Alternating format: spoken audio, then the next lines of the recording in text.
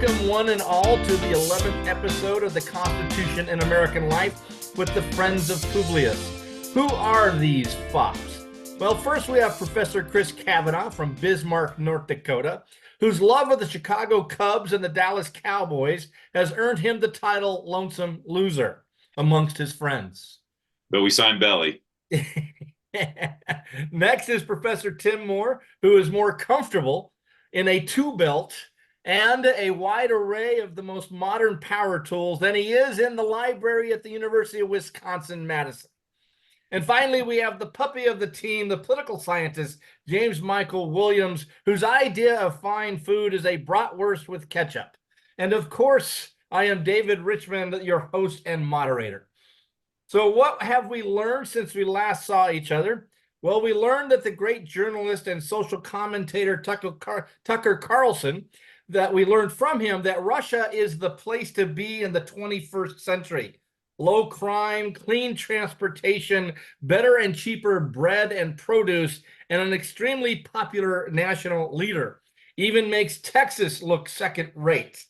I found out from our Supreme Court that affirmative action is unconstitutional, except in military colleges and Virginia public high schools. And lastly, from the Alabama Supreme Court, I learned that frozen embryos possess the constitutional status of personhood based upon that fine constitutional standard of God said so. What a week in learning we've had since we last saw each other. Today, we are going to be exploring the concept of civil disobedience, active resistance, nonviolent resistance, civil engagement, protest, etc. This issue brings to light the proverbial idea that one man's revolutionary hero is another man's terrorist. Why? Because trying to define and understand what is legitimate civil disobedience becomes a challenging task once you peruse the historical record. Tonight, we hope to provide some clarification on what is and is not civil disobedience, what modifications of law and policy can be associated with civil disobedience, if any, and when, if ever, is violence justified to bring about social and or political change. So let's turn to the historical and philosophical foundations of civil disobedience by recalling the words of one of the most prolific writers addressing the subject, Henry David Thoreau. Thoreau said, "Under a government which imprisons any unjustly, the true place for a just man is also a prison." So, Professor Tim the Toolman Moore, let's start with you tonight.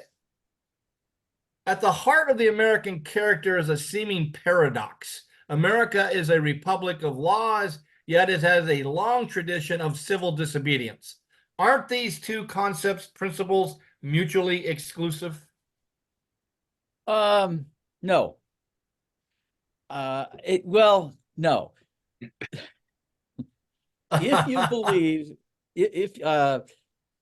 well, I think there's maybe three reasons why I'll say no. Number one, we have a long tradition, for better or worse. We have a tradition that is rooted in this natural law or higher law principle. I mean, it's not just the contractualist of the 17th century. I mean, this goes back centuries. There's this notion of higher law or natural law, even in the Roman Republic.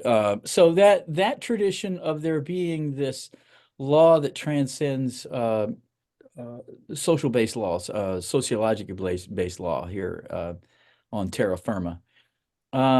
So all that to say is if you believe that there's these higher principles that transcend organically created law, it wouldn't be surprising. I think another thing that's specific to the American context is I went way down a rabbit hole this weekend. There's a great book put together by a guy named Ellis Sandoz, Political Sermons from the Founding Period. Now, before you fall over, this is a fantastic. I read 1, 2, 3, 4, 5, 6. I read 10 sermons this weekend from 1774 to 1776. These are fantastic because what you'll notice in these sermons is a lot of these preachers will use British history and in their sermon incorporate, I mean, we know what's coming here, the Declaration of Independence, but they will incorporate British history, the British history tradition of restiveness amongst British people in relationship to their government. They'll also incorporate Old Testament history, where you've got the stories of Daniel, Meshach, and Abednego. So there's all kind Rahab. So they'll incorporate British history dissidents, Old Testament stories. And I think in that right there, you see this notion of organic common law tradition using the British tradition to justify resistance. But then you also see this higher law principle that when they argue from Old Testament stories. So I think the doctrine of non-resistance, as it was often called in the founding period, was often described as slavish and they often called it slavish and unmanly. So this higher law principle, I think, factors into my answer that these two are not a paradox, although I think they can be perceived as such. But I think it's entirely compatible given our commitment to this higher law, transcendent law tradition that we have. Well, we have another. Go ahead, Chris. Well, I just wonder if these sermons took place in Pennsylvania. That would be Western Pennsylvania. Western Pennsylvania specifically. Yeah. Yes, touche. Folks that haven't dropped into this big pool of fun for, I don't know, 3-4 weeks in a row, and it was by no design, I happened to reference stuff going on in Pennsylvania. So now I get tagged by being a lover of all things Pennsylvania file.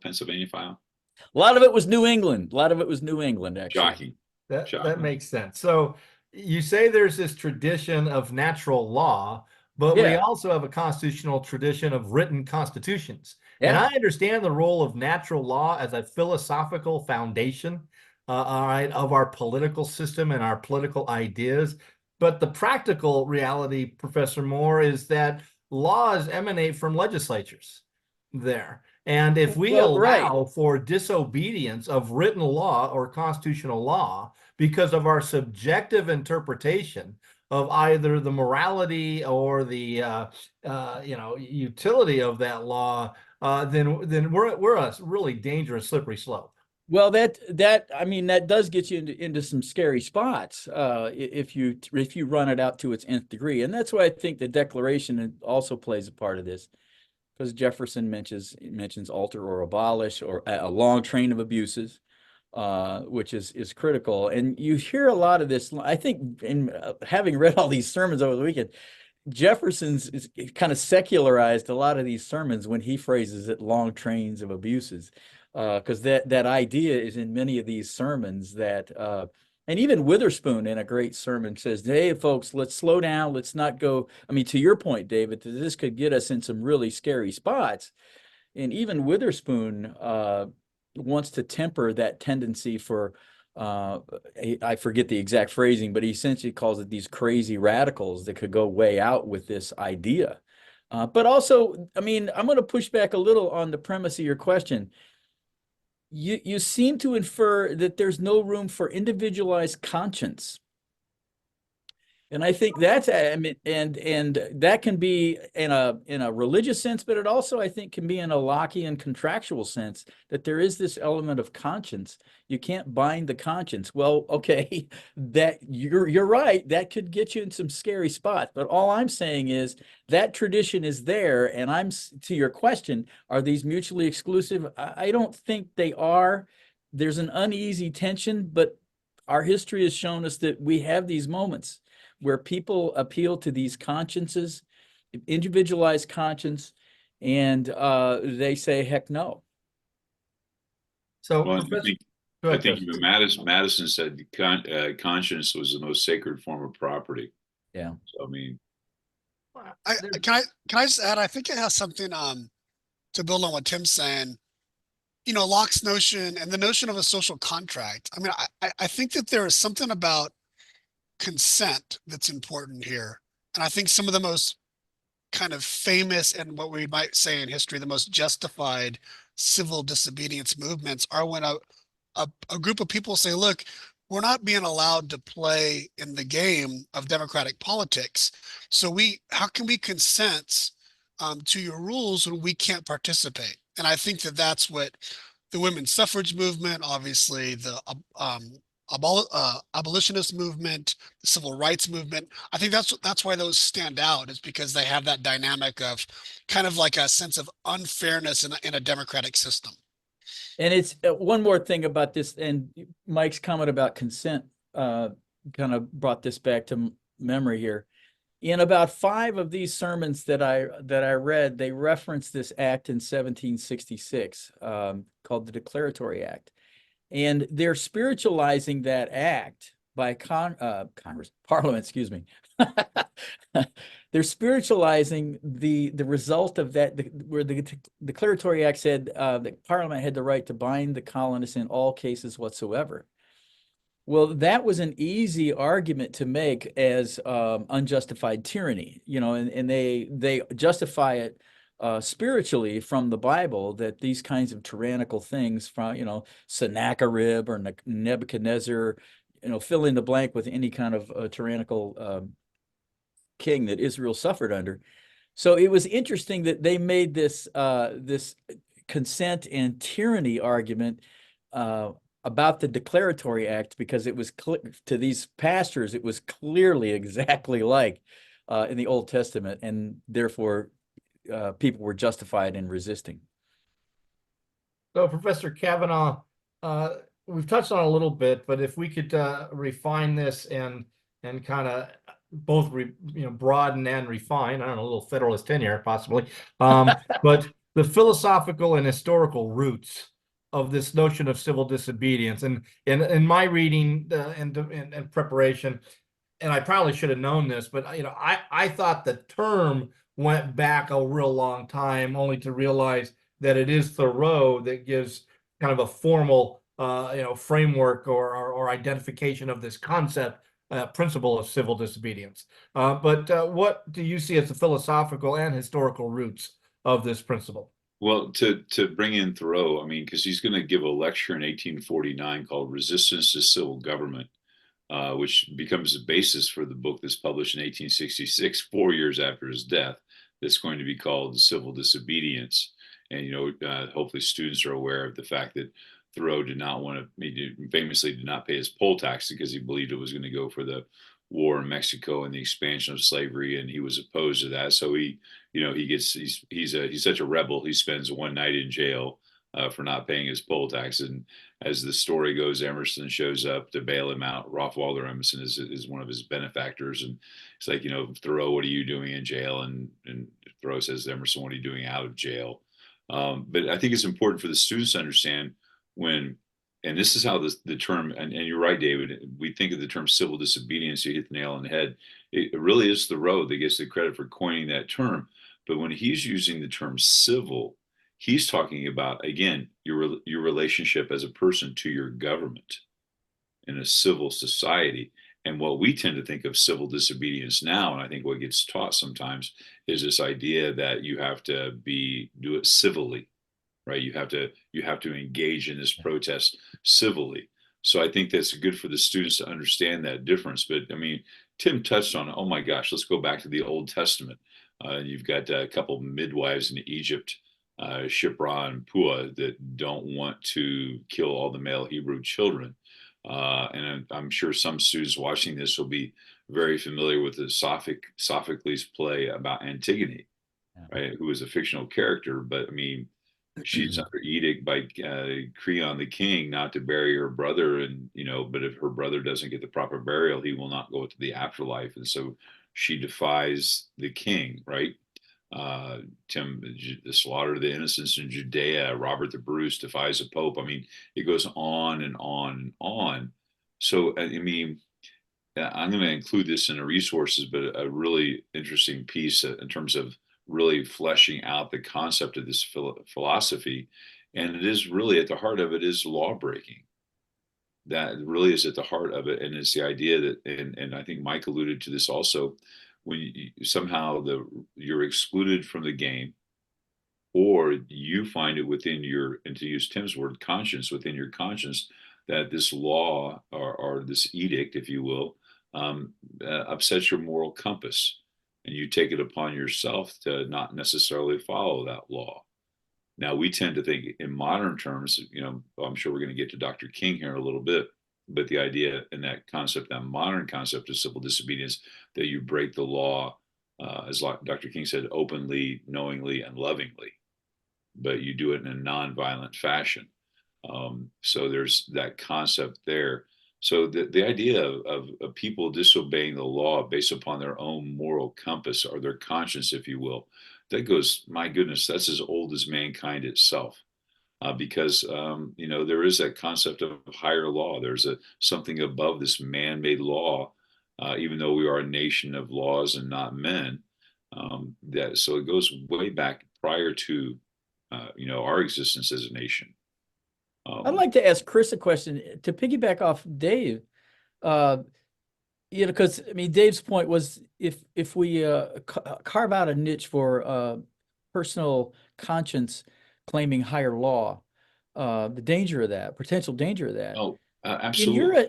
In your estimation, is it less or more danger the non-cooperation, civil disobedience that's based in a religion versus civil disobedience that does not claim religious morals? Are they equally dangerous, or I mean, how would you parse that out? Well, I'm going to have to be really careful here, really careful here, because I have personal views that would say that religion is more dangerous because it's hard to argue with a true believer. If a person is doing it based upon their own personal morality, their own personal philosophy, there may be a way to engage that person. Case in point, I can't remember the woman's name, but she was a clerk in a courthouse in Kentucky, and the law was clear that same-sex marriage is now legal, but based on her own personal belief, her religious belief, she's not going to issue the marriage license to a same-sex couple. I mean, is that civil disobedience? She believes the law is not just based on her personal religious beliefs. Therein lies, I think, a danger. Again, and Dave hit this at the very beginning in his opening, that and you said it could take us into some dark places. Yeah. I don't know if there's one that is more dangerous than the other. I think you have to think about, before you decide to break this law, are there other avenues open to you to make those changes? Yeah, and I think there is a danger, but I keep trying to think of like the one person trying to persuade others based on their personal conscience that is not resonating with the rest of the public. Like that's not what's the guy, the Unabomber, right? Ted Kaczynski. Yeah, but see, I wouldn't see that as civil disobedience, because I think there's a distinction with violence. But what I'm trying to get at is, I think this is part of the toolkit of persuasion to me. So if you're standing on the street corner and your personal consciousness can't believe the way they've constructed the parking lot, right? I don't know. You're probably not going to get a lot of followers. So I don't know I don't know what kind of danger that is. I think that it has to resonate with the culture, and you have to persuade others to stand with you. And I think it's maybe easier to do that when you tie it to an identity, whether that's religion or race or ethnicity.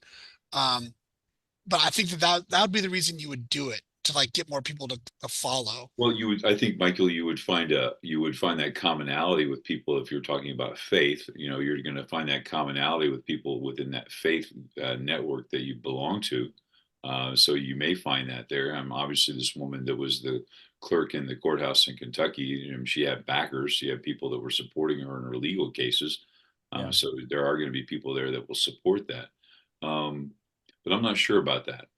I don't know. I mean, well, Chris, you kind of opened this door here, and I'm trying to figure out how to frame this, but I'm wondering if there's a process all right, that in the writings, whether it's Thoreau or King, or we can go internationally, I guess, to Gandhi and others, is there a process that needs to be followed before one takes the action?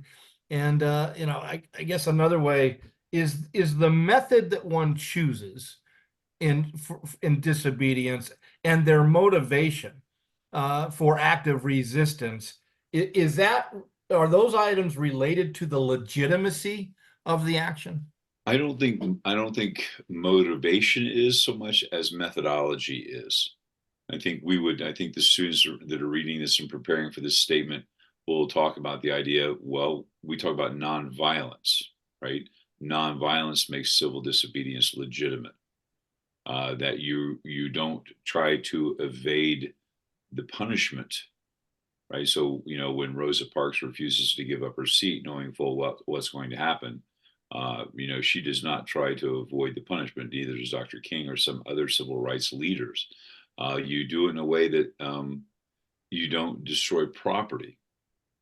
But and this is, and I'm going to jump right here because obviously we're recording this on a day where a serviceman, an Air Force officer, passed away yesterday. He set himself on fire, called self-immolation, out in front of the Israeli embassy in protest of what he saw as the genocide taking place in Gaza right now.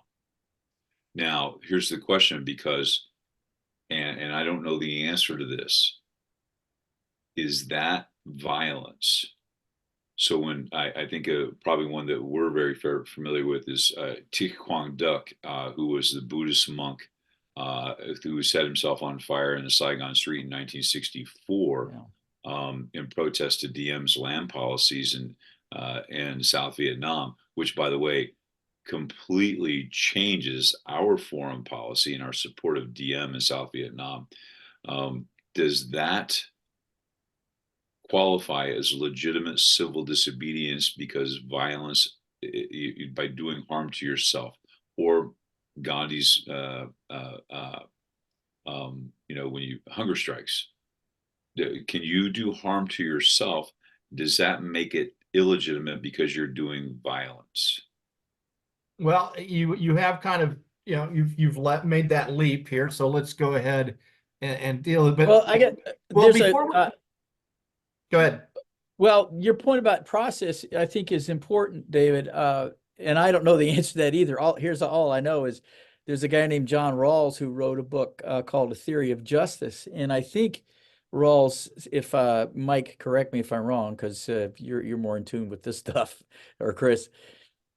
I think he said he justifies civil disobedience in this book, Theory of Justice. But it's like this last resort, I guess.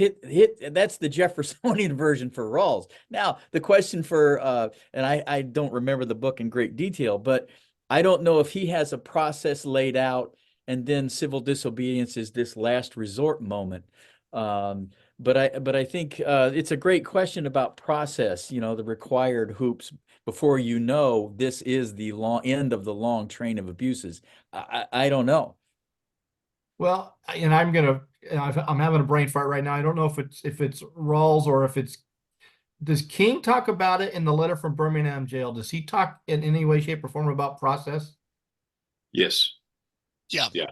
Help me out there, because like I said, I might be confusing with all my reading.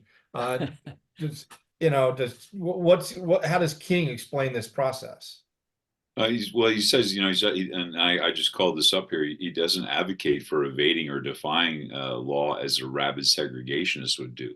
So he says, how can you want us to obey one law but disobey another law, right? And so he has this whole definition of what makes a law just and a law is unjust. And part of that goes back to exactly what Tim was talking about in terms of this higher law. When this man-made law, or a higher law even he alludes to, lifts people up, then the law is just. When the man-made law keeps people down, then it's unjust. But he does talk about these 4 steps that he lays out in Letter from Birmingham jail. And the last one is direct action, because you've tried negotiation, you've tried these other methods. And this is the point I was making earlier with Michael. When you have these First Amendment rights, for the five, liberties in the First Amendment allow us to participate in the political process. But when those are closed to you, and you don't have the ability to exact change through the vote, you don't have the ability to exact change through using First Amendment rights, then what are you left with? And this is what King lays out, a letter from Birmingham jail. So I would encourage the students to find a copy of that and go through and see what Dr. King lays out in there. Well, so it was King, and so I think it's the third step. All right, King talks about self-purification. Yeah. Help me out, because I have a certain image of that I don't know if is pleasant. No, don't go there, David. Yeah, I think that's an Old Testament thing. I would say it coming from King. He's steeped in a biblical tradition. There's this notion that suffering, there's a righteous end, there's a purification, there's a winnowing that occurs when you suffer, and I think that's straight out of Old Testament examples. So yeah, and I think a lot of and even non-religious advocates of civil disobedience will note that there is an element of refining a movement with taking the punishment. Yeah, Well, would you say, I'm sorry, Go would ahead, you also Mike. say, Tim, that part of that is part of the self-purification? I've always taught it as loving yourself and loving the enemy. Like you have to go into it with this heart that's kind of pure, Yeah. even to the person who is literally either going to beat you down or arrest you or possibly kill you. Like that's yeah. And there were these students, you can check it out on Eyes on the Prize. There's some wonderful video footage of the workshops that the civil disobedience folks would go to get ready for this. To me, when I watch those, it's the self-purifying. It's getting used to sort of the hatred that's going to be on them and how you face that, not only without violence, but with an open and loving heart, I guess. And here's an that the self-purification I always thought was like exactly what Mike said, your ability to turn the other cheek when someone's trying to bash your head in. And to do that openly. And I'm reading here from King, one who breaks an unjust law must do it openly, leveling it with a willingness to accept the penalty. That's the other thing too. And that's that self-purification. But here's something, and because I brought this up with my students today, because we were talking about the gentleman who self-immolation, who passed away today. The act took place yesterday. And I was asking them what they thought about violence. Is doing harm to yourself violence? And a student brought this up, and I thought an interesting question. When you jump on a bus to try and integrate interstate bus lines in the South, like the Freedom Riders, or if you engage in a nonviolent activity like the Birmingham Children's March, knowing full well that you'll be met with violence, does that delegitimize the act? Because King talks about creating this tension, right? And this tension that exists. And part of that is the idea that when, more moderate white people turn on the news and they see police dogs biting young African-American children in Birmingham, Alabama, that creates a tension in their mind.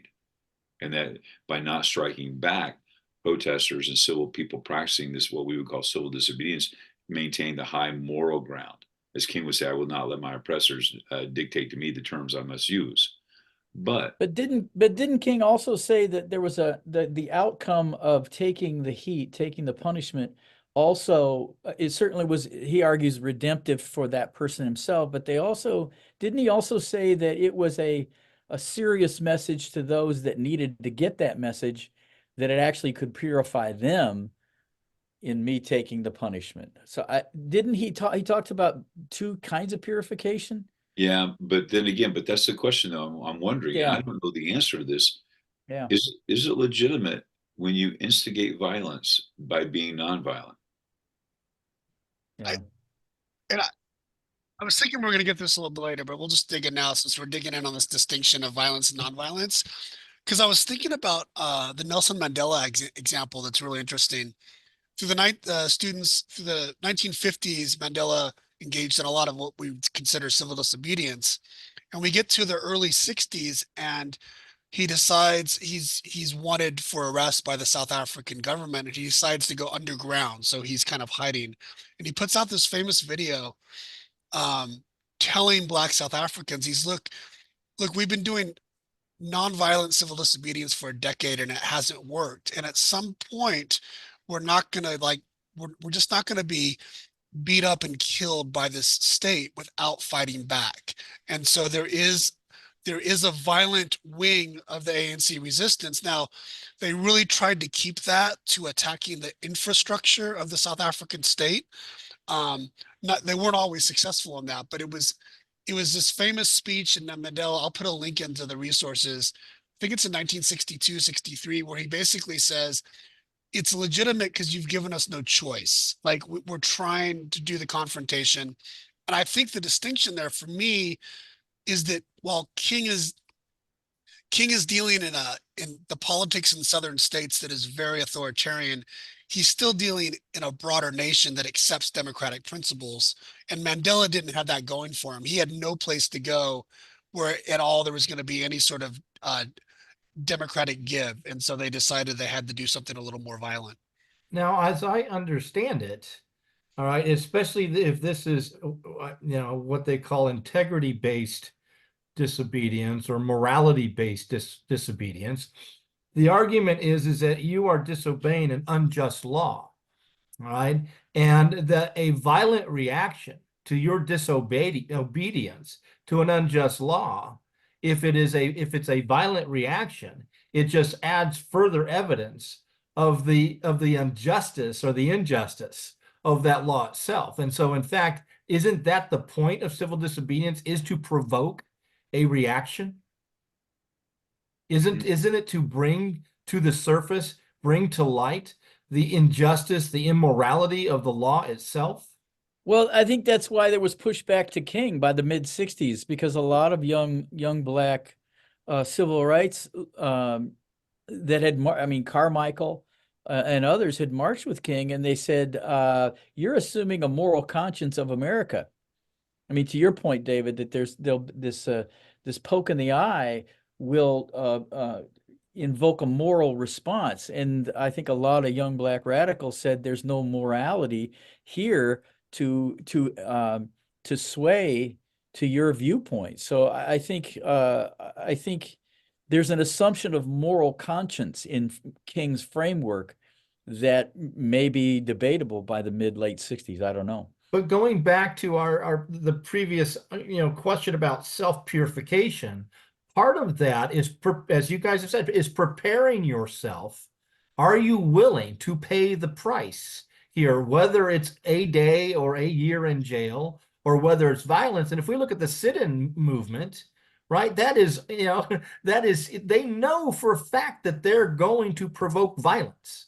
And therefore, it seems to me, Chris, the answer is that falls well within the parameters of civil disobedience, and it's not either immoral or I don't know how else to describe it. If you provoke the violence to me, you're just bringing to the surface the immorality of the law. And again, if I look at King's movement, they clearly were attempting to do that, not only in the sit-in movement, but the freedom rides. They knew that was going to happen. Go ahead, Mike. Yeah, I mean, I'll push back just a little bit, because I don't think that the end result was to promote the violence. I mean, what they wanted at the end was to change the policy. And I think if we go back to the very first movement that King was involved in, the Montgomery bus boycott, I don't recall any violence being used on that at all. It just took about 14 months for Blacks just to stop, to not ride the bus, where finally they got the policy changed through that confrontation. So I think for King, that became the model. And then I think as it ratchets up, as we get into the 60s, I think you're right. I think the Freedom Riders maybe expected violence, but I don't think in the end they were doing it to provoke the violence. They were doing it to, I think, provoke the policy change. But Yeah, I can see you're disagreeing Well, with me, and I think that's fair. But the freedom riders anticipated, because they had to fill out their last will and testament, which is kind of crazy to think about that for the students watching this, that because you wanted to ride a bus through the South and you want to try and integrate interstate bus terminals that by law were already supposed to be integrated, you had to fill out your last will and testament because you may not come home. And some almost didn't. But to go back to what you were saying, David, yeah, you're right about King. And they weren't taking selfies either. Oh, no. Well, But go ahead, Chris, you were going to say. I think to support what you were saying, absolutely, is the idea that, he tells people, if you're willing to, the King does, accept a penalty by staying in jail to arouse the conscience of the community over its injustice, in reality, you are expressing the very highest respect for the law. And one thing I've wondered, and maybe this gets to the main question about the evolution of civil disobedience. If King and his ideas exist in, I don't know, turn of the century, 1890s, is it as effective as maybe we claim it is in the 1950s, 60s? And the one thing, Mike, I would point out is they are doing what they're doing to provoke a response because they have television. And they are playing to the television cameras, and I think about this situation. It's people like my mother, suburban white women with big hearts who had never been to the South. And my father had, but my mother had never been to the South. And although there was segregation here in California to a certain degree, it wasn't quite as, I think, intense as we might all agree, although it's still evil in its form. But it was it was the 6 o'clock news and the film of these students or these people being violently attacked that does a lot to transform the attitudes and feelings about the American public, the American white public. Then clearly King and the civil rights, they don't have to change the hearts and minds of Black people. They need to change the hearts and minds of white people. And by bringing focus in on this violence, King, again, I firmly believe he is a man of his time, understands the role of modern journalism and television, and is partly playing to that. Tim, you look like I think you can't. I think you're right that media has a tremendous role in this. But I think you can't undervalue the psyche of seeing World War II. Okay, what happens when you have a society that has second-class citizens or no-class citizens? So I think the legacy and the lesson of looking at the camps, I think in part, I think has a role on the timing of King's movement. So let's go ahead, Chris. I'm not sure I agree with that. I mean, King gets into his first job in Montgomery because I mentioned before they fired Vernon Johns, and he's fresh out of seminary. And with the NAACP in Montgomery, they wanted to lead the bus boycott, and he does not want to. So he's a reluctant leader in that regard. I mean, well, that's why Shuttlesworth probably is the better example, frankly. Well, I mean, in a lot of ways, yeah. Yeah. Well, I mean, because he's in Birmingham, right? And Yeah. at that time, Birmingham was considered the most segregated and racist city in America. Yeah. Okay, so I love these moments, generally speaking, but we've kind of gone a little bit scattered here, and so I'm trying to rearrange this, and I want to get back to this question. Can somebody find my friends? Can somebody find my friends? I don't think we got deep in the weeds. I just think that we were chasing a boomerang. Well, I was a little worried when Mike and Tim started talking about consent again. I thought we were going to have a you saw me almost breaking out laughing there, Chris, when Tim said the word. Yeah, we're in deep Western Pennsylvania right now. That's right. So let's deal with. I want to deal with method. All right, and what. So the key one is violence, and I'm talking about violence towards society, towards others, not violence against myself. Is violence ever justified under this umbrella of direct action, resistance, civil disobedience? Mike, or actually Chris looked like he was ready to jump. I'm wrestling with it because I don't mean in terms of the civil disobedience. My first reaction is no, but then I don't know. I mean, I think of John Brown and his sons riding into Pottawatomie Creek, Kansas, and hacking 5 people to death with broadswords, all in the name of freeing slaves, or the idea of going then eventually getting his way to, Harper's Ferry, Yeah. and to arm enslaved people and trying to. So that seems like a pretty, I don't want to say noble cause, but my goodness, he was Well, willing to take direct action. But I don't know. I don't know. Well, Mike, and Mike, Howard you Zinn, answer. who writes about civil disobedience, Howard Zinn, and he mentions Brown. He also says Thoreau supported Brown's action. Yep. So Yep. I mean, here we have Thoreau, the so-called, we'll call him daddy of the movement, at least framing the formal framework of it. And he says, yes, there is a point in time in this process that violence might be justified, and supports John Brown. Mike, I think you were going to jump in, or Yeah, no, it's a really good question. And this is, students, as you can tell, this is something that you should debate amongst yourselves. I don't think there's a right answer on this. But for me, it has something to do with like looking at the process that is unfolded before you make your judgment. So for example, if you want to change in policy, or you want to change in an unjust system, and if your first act is going to be violence, then I would say, no, that doesn't square with me with civil disobedience. There has to be, maybe there is this long train of abuses, right? Maybe there has to be some attempt through nonviolent ways. And then I think at some point violence does become maybe legitimate in the moment. But then, like in the South Africa case, it's fascinating. It turned into a war, right? It turned into a civil war. And so what's one of the first things South Africa does after the transition is they set up a Truth and Reconciliation Commission to face that. And one of the most famous lines in the TRC is something that many members of the ANC did not agree with, and Mandela did. It said anyone who committed violence during the struggle against apartheid were equally morally unjustified, whether you were a so-called ANC freedom fighter or whether you were supporting the white state.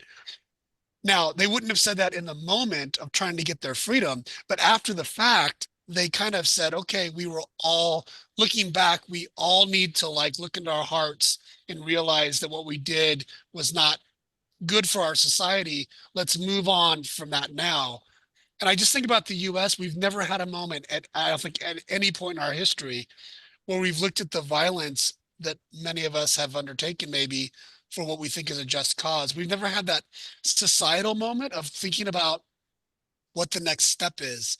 Like, how do we ask for forgiveness, or how do we seek some sort of redemption or reconciliation with the fact that maybe we stepped over the line, but at the moment, it may have felt justified. Like what John Brown was doing at that moment, staring at the injustice of slavery, may be legitimate in that moment, but you have to make amends with that at some point after the fact. Sorry, that was a lot, but that's where I'm at on it. No, and Brown said before Harper's Ferry that his long train of abuses was the Missouri Compromise, the provisions of the Compromise of 1850, Kansas, Nebraska, Dred Scott. So he laid out his long train of abuses, and so therefore I'm going to take the violence done through legislation, the violence done to people. I mean, to your point, Mike, that is there a point where violence meets violence?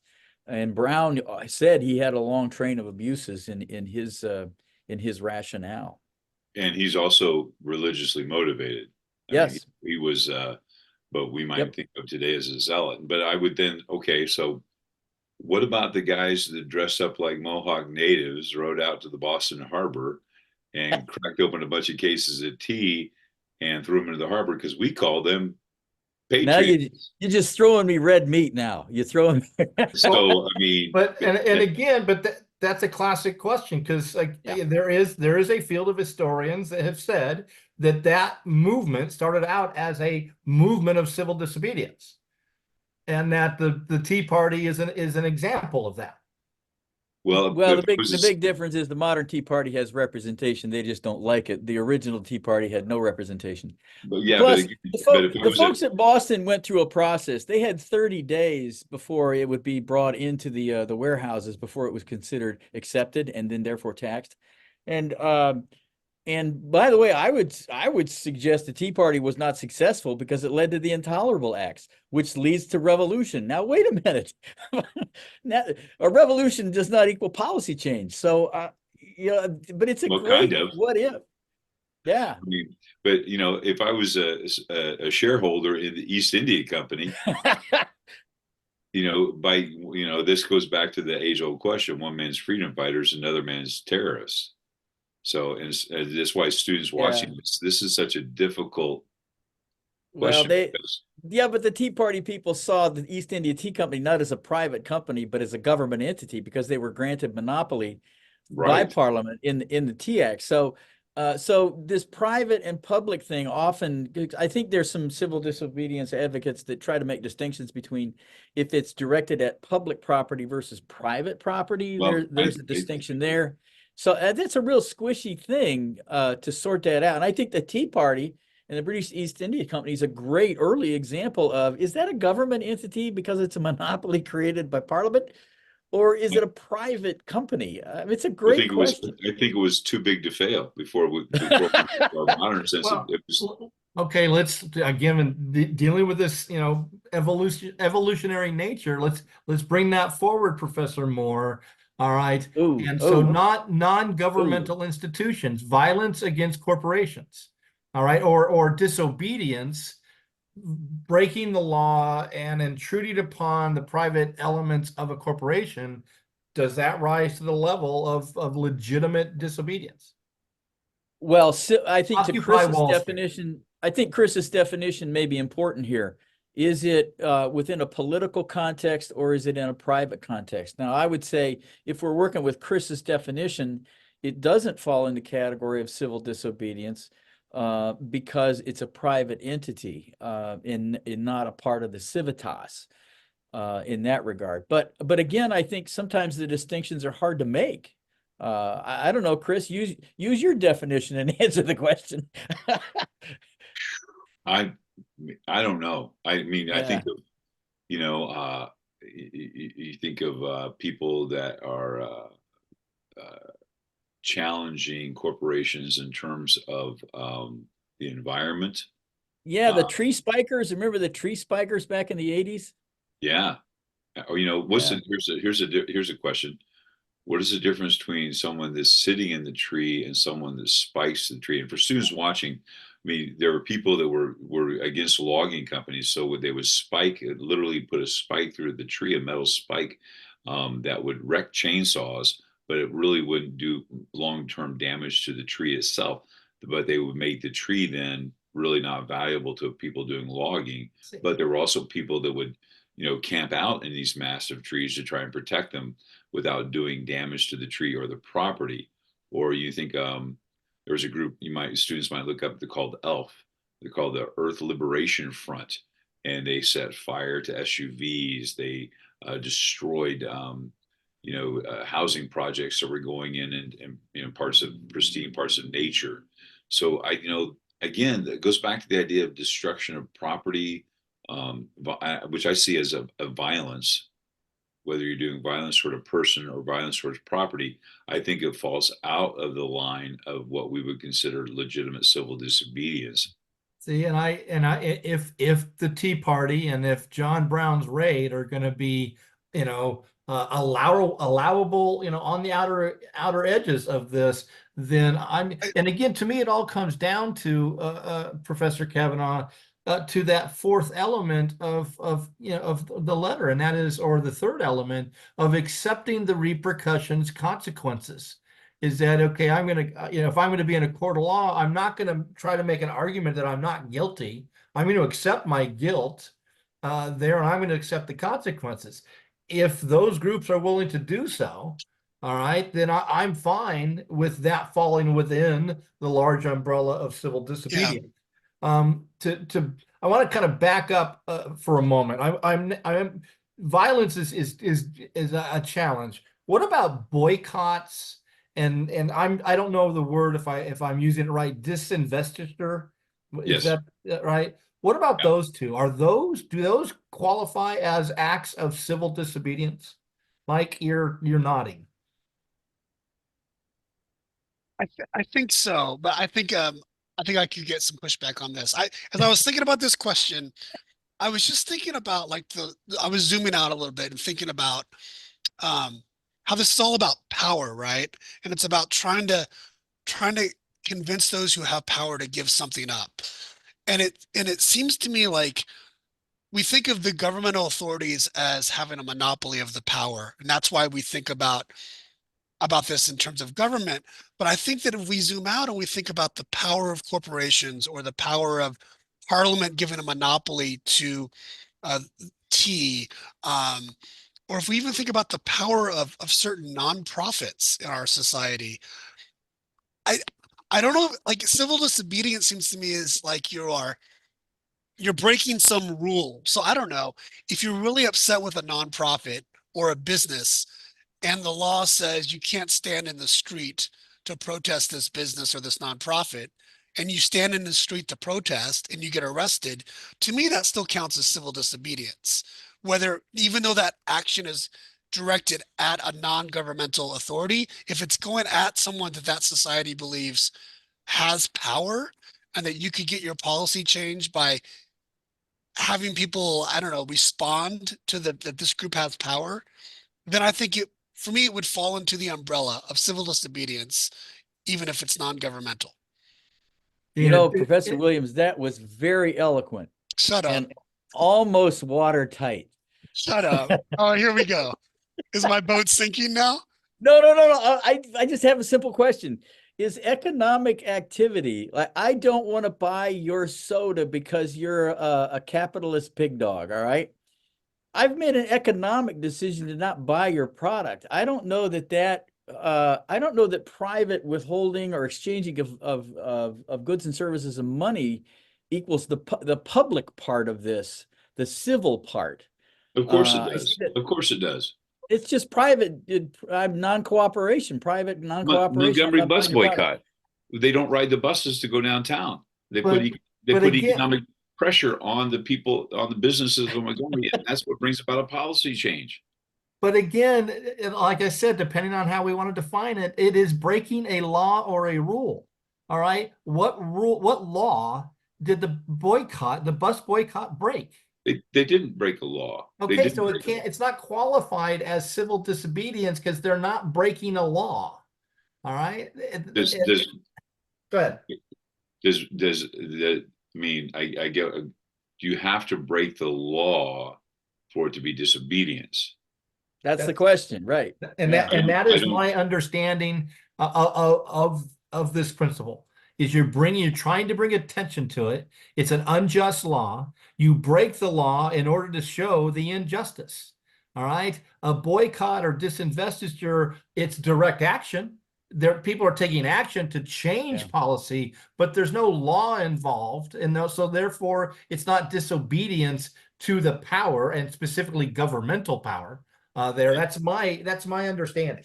Right. And I understand that, but I don't know that I don't, I'm going to quibble with that just a little bit, because I do think boycotting absolutely is in a form of, well, you know what, protest.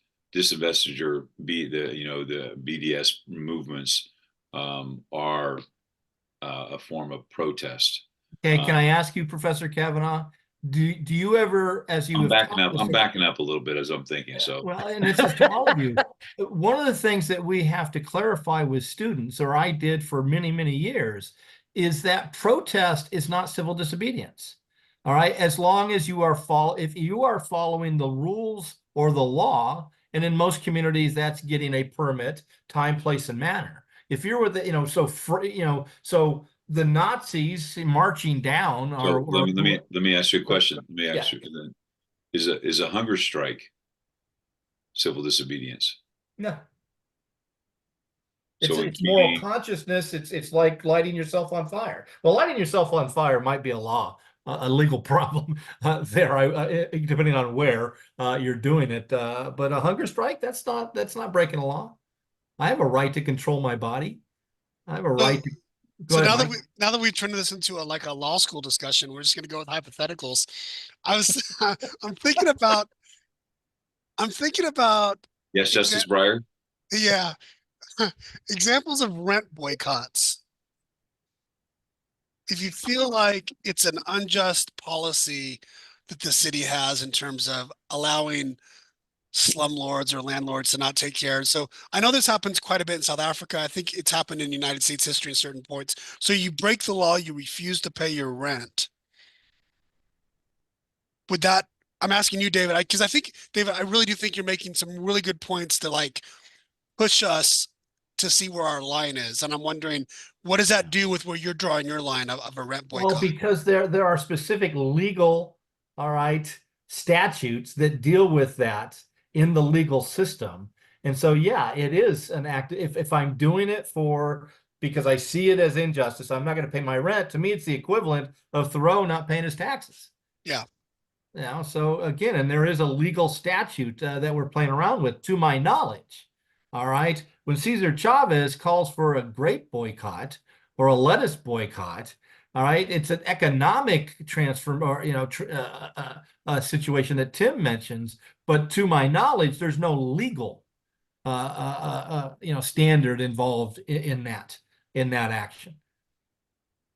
And so that's where I see the kind of the distinction there. Got to move on because Tim go ahead, Chris. Well, I'm sorry. I'm gonna hold up a book that and I put this in resources before, and one of my notes was that every We the People teacher should add this to their bookshelf. And this is an older book here, written by some people that are very much in the We the People movement. Along with Margaret Branson doing some stuff. And there's a great diagram in here about power. And Mike was talking about this earlier. It really made me think about this. And it's a triangle, and it's one part of the triangle is power, the other part of the triangle is legitimacy, and the other part of the triangle is authority. And it is in the section about civil disobedience in this book. And so I'm going to put this in the resources, and I'll put the page number for this.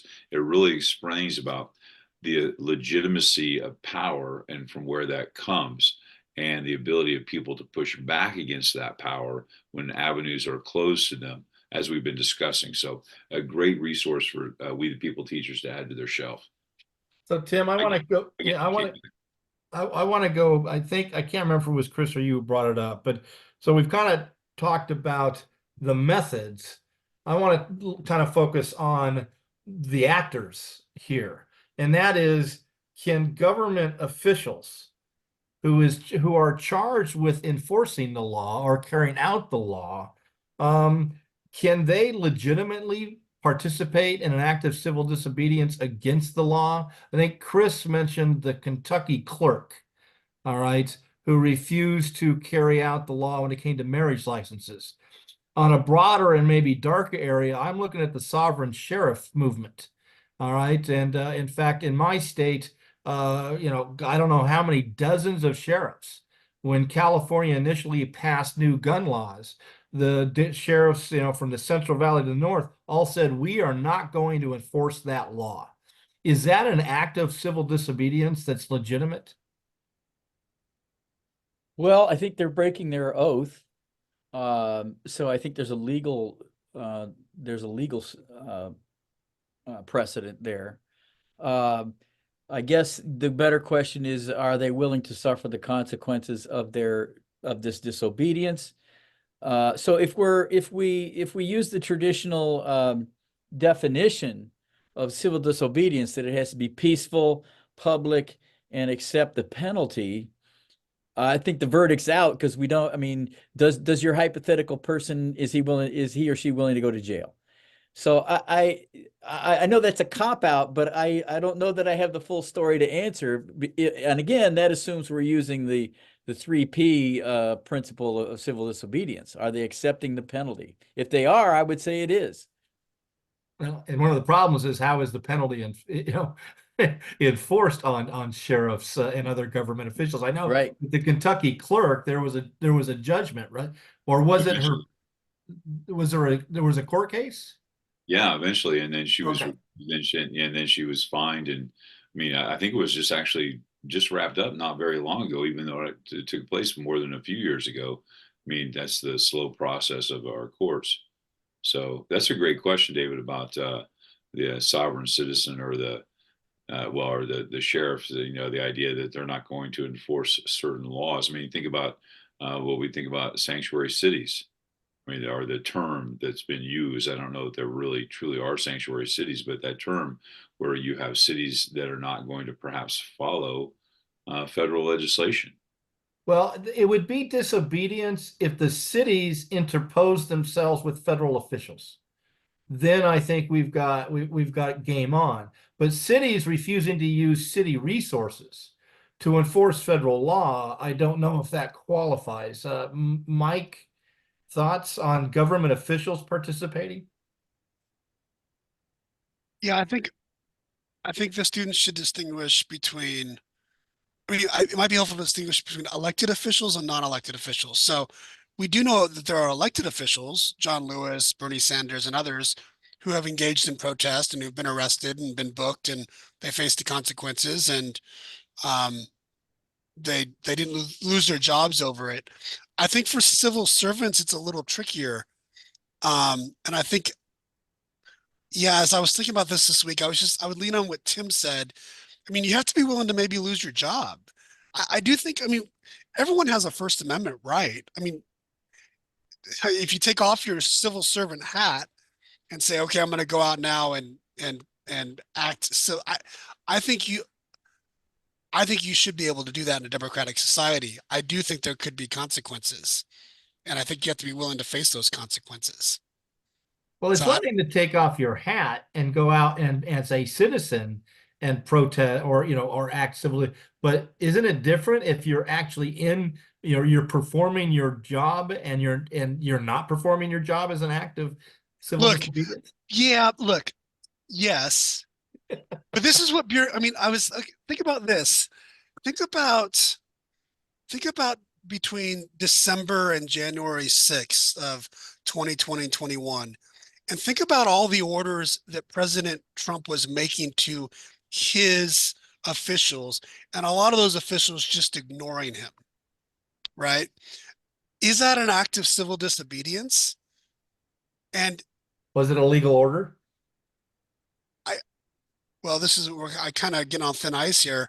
I think when the president asks you to do something illegal, I would say no. But so many of these things were right on the line. I mean, my point is that this is what bureaucrats do, is they get an order from someone and then they just sort of like wait. They don't finish that memo. They let it sit there, right? And then they let that person get unelected or just let time go by. I I never thought of that as civil disobedience, to have some sort of mid-level bureaucrat in the Department of Interior just kind of ignore that Foot he dragging. right, exactly.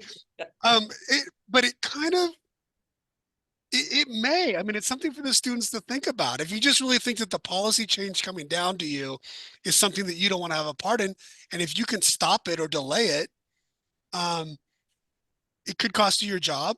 It probably won't, the way things work, but I don't have an answer. I think it's a really good question, though. Well, Yeah. and the reason, go ahead, Chris. Oh, I thought Nixon said if the president does it, it's not illegal. Well, we're still waiting for the Supreme Court to chime in on that one. Once again, we thought we had settled this, but I guess not. And the reason I mention it, Mike, is I've been reading a lot about this sovereign sheriff movement since my county sheriff is one of those involved in it, and that's their language. Their language is that the laws are unjust, and therefore they have a moral, or they will argue professional obligation not to enforce unjust laws. I mean, that's the language that they're using in that one field of Well, then I mean, that's excellent, and that just it makes the students think about this other thing about what is an unjust law. Like King said, like Tim said earlier, does it somehow align with a natural law or something that we just think is universally just or unjust? Or is it because the process is rigged to where you can't have a fair say? And I don't know a lot about this sovereign sheriffs movement. It seems to me it's probably based on the fact that they're just upset that they're on the minority end of a policy decision. I don't think that automatically makes it unjust. You know what I mean? I think there has to be, you have to work at making the argument that it's unjust. It can't just be because you say so. And King said that as well. You just can't say it's unjust. You have to make your argument. Well, that's true. And that's why at the very beginning of this discussion, in the very first question was, this slippery slope here. If there's individual, all right, sovereign consciousness to make these decisions on my own, we can get into a very dark arena as every individual gets to decide on their own whether it's a just or unjust law.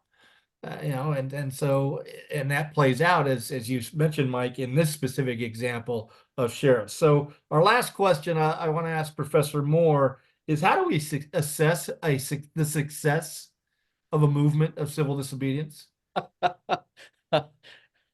I don't know. No change, some change, a lot of change there. I mean, obviously you the civil know, rights movement. no, I have an answer to this, David. I got an answer. I just thought of it. You have to let the verdict of history tell you whether it was successful or not. I mean, and I don't know now. I know your question is going to be at this point, well, how long? I don't know there. I mean, if the abolitionist movement, I mean, that was a 40-year. Well, actually, that was like there were a lot of abolitionists that were not happy with the Constitution in the ratification. So the abolitionist movement had ebb and flows for 80 years. Was it successful because the South lost the Civil War? Well, you kind of look at events since then. You kind of you wonder. I would suggest a lot of my evangelical friends had been hollering a lot and doing a lot of civil disobedience since 1973, Roe.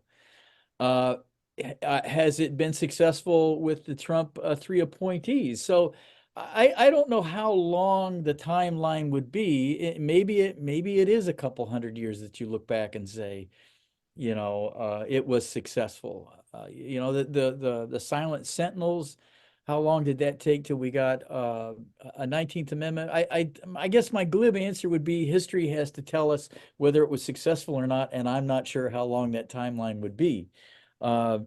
Now, I do think some civil disobedience is so far beyond the pale that I think you could make a pretty good judgment right away that it's not going to be successful or it's ridiculous or it's mindless or it's fashionable or whatever. But I think serious things to our Uber principles that we as a culture believe in, which a lot of civil disobedience movements root themselves in.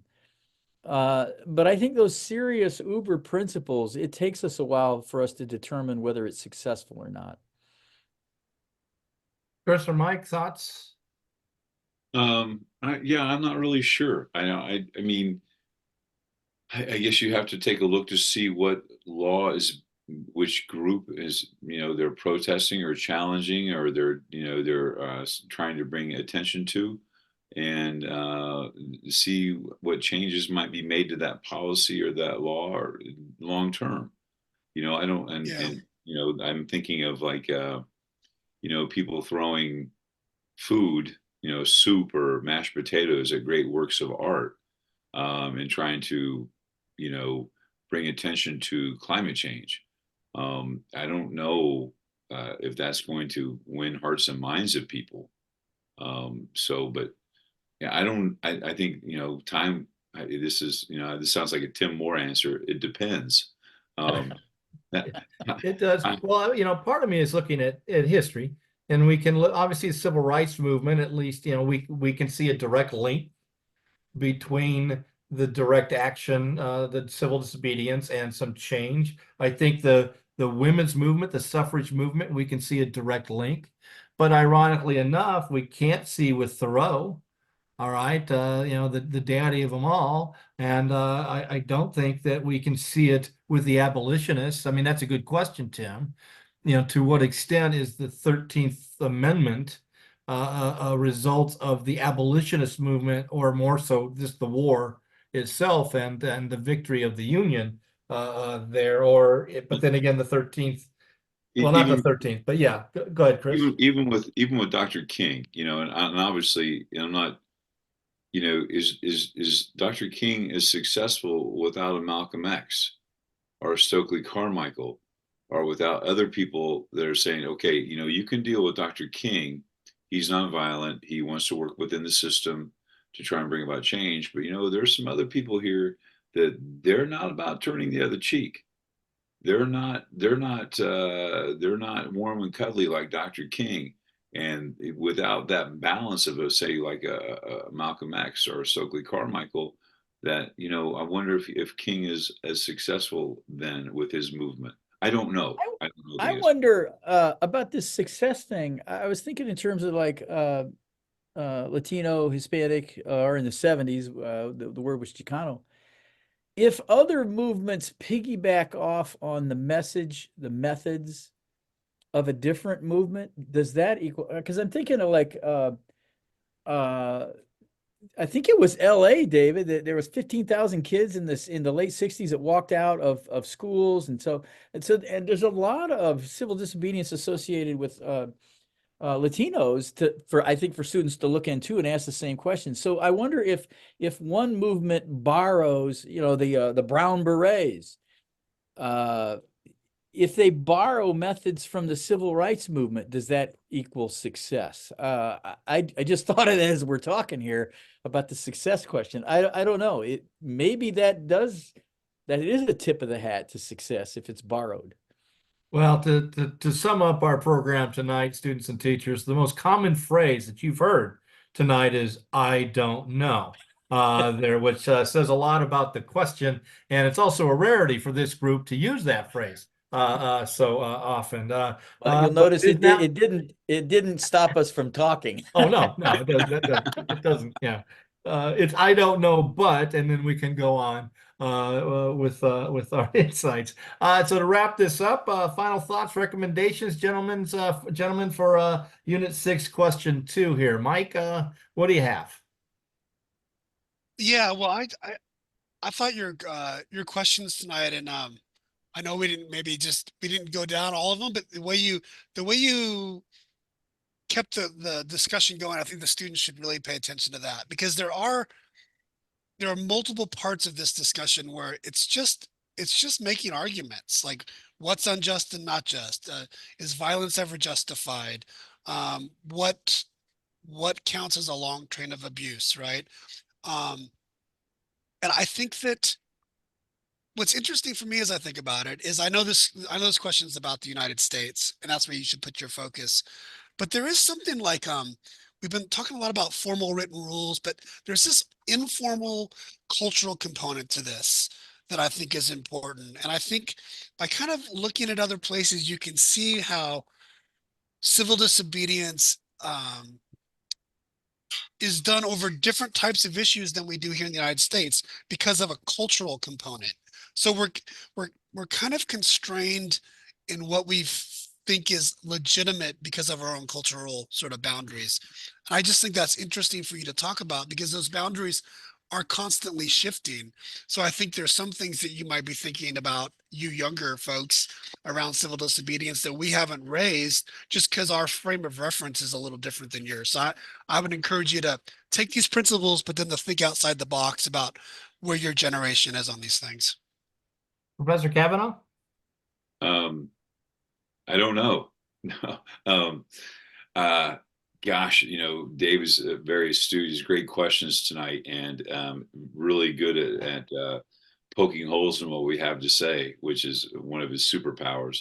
And here's the thing with these questions, folks, that for the students watching this, there are no right or wrongs here at all, and you can see how we're fairly educated. I mean, we've read a couple books, And we still struggle with this right now, even with this wealth of history that we kind of know. And it's just so difficult. So be prepared to be pushed when you get judged on this question, but stick to your guns, have these arguments, as Mike pointed out, have these founding principles. Just, I mean, there are no right or wrong, just better arguments. So, and again, on your panel, I think on your panel discussion, whether you believe it or not, make sure you are expressing multiple viewpoints here. Because if there's ever a question that is open to multiple viewpoints, this is one of them. I mean, there are several in the national questions, but this is one of them. So be prepared for, everybody on the panel to have their own avenue and defend it. So have fun with it. This is a challenging question. Professor Moore. I have nothing to add other than I was fascinated by the singing revolution in Estonia here about 20 years ago. To Mike's point about there's these different cultural milieus. I mean, would many Americans think about singing in public squares as a form of a protest? I think the cultural point that Mike is making is very well. And I'm thinking you would know in your part of the country, because I'm just imagining 100 polka, musicians. Well, it would be civil disobedience to not show up with an accordion and try to do a polka. So we know that singing, you will be in jail. We shall overcome. I mean, there are all kinds of songs that go with the civil rights movement. So yeah. Well, students and teachers, the only thing I would say is and again, this topic is, we could go on and on for quite a while, is this notion of evolution. And I look at very modern movements, and I'm struggling with, did the civil rights movement capture the attention of the country at a level that had never been seen before, and we wonder has been seen since? And why is it, or am I accurate in saying we have movements, but they don't seem to capture the attention of the American public to the same degree that quite possibly the civil rights movement of the late 50s and early 60s did? Except, I mean, I think about Occupy Wall Street. I know that it got some coverage there, but didn't really resonate with the majority of the country. But you got to think about that. Does modern media, modern technology, modern society, and the rapid movement of things diminish the ability for mass civil disobedient movements to develop and to have any impact on society to the same degree that the civil rights movement did? I think that's something to think about as you develop your approaches to this answer. Hopefully you've enjoyed this discussion. I know I have personally. When we meet next time, please let your Unit 2 teammates know that we'll be talking about Unit 2, Question 2, and George Washington saying how nice we were to each other during the Philadelphia Convention there. I think that's how I understand the question there, Professor Moore. Well, we can talk about it. We'll talk about it. All right. Until next time, peace, love, yogurt tacos. Bye-bye, bye bonds.